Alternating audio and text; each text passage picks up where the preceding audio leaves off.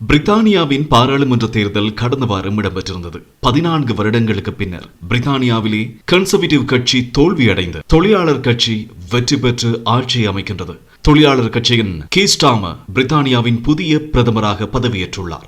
முன்னாள் பிரதமர் ரிஷி சுனக் உள்ளிட்ட 25க்கும் அதிகமான இந்திய வம்சாவளியினர் இம்முறை தேர்தலிலே தற்போது ஆளும் தொழிலாளர் கட்சி மற்றும் கன்சர்வேட்டிவ் கட்சி உள்ளிட்ட கட்சிகளிலே போட்டியிட்டு வெற்றி பெற்று பாராளுமன்ற உறுப்பினர்களாக தெரிவாகியிருக்கின்றார்கள். அத்தோடு முதல் முறையாக தமிழ் பெண் ஒருவர் பாராளுமன்ற உறுப்பினராக பிரித்தானிய பாராளுமன்றத்திலே தெரிவாகியிருக்கின்றார். பாராளுமன்ற உறுப்பினர் உமா குமரன். இவருடைய பெற்றோர் இலங்கையிலே பிறந்தவர்கள், இலங்கையை சேர்ந்தவர்கள். இலங்கையின் உள்நாட்டு போர் காரணமாக இங்கிலாந்துக்கு குடிபெயர்ந்தவர்கள். தொழிலாளர் கட்சியிலே போட்டியிட்டு உமா குமரன் இம்முறை வெற்றி பெற்று பாராளுமன்ற உறுப்பினராக தெரிவாகியிருக்கின்றார். இதற்கிடையில் இந்திய வம்சாவளியான கன்சர்வேட்டிவ் கட்சிக்காக லீசெஸ்டர் கிழக்கு தொகுதியிலே போட்டியிட்டு 29 வயதான தொழில் அதிபர் ஷிவானி ராஜா வெற்றி பெற்று பாராளுமன்ற உறுப்பினராக தேர்வாகியிருக்கின்றார்.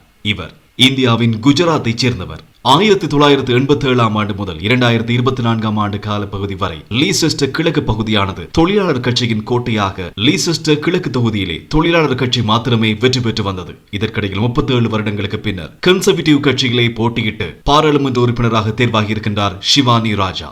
இவர் பாராளுமன்ற உறுப்பினராக பதவி பிரமாணம் செய்து கொண்ட போது புனித பகவத்கீதை மீது சத்தியம் செய்து பதவியேற்றுக் கொண்டார். இதனை தனது சமூக வலைதளமான எக்ஸ் தளத்தில் பதிவிட்டு மகிழ்ச்சியையும் வெளிப்படுத்தியிருக்கின்றார்.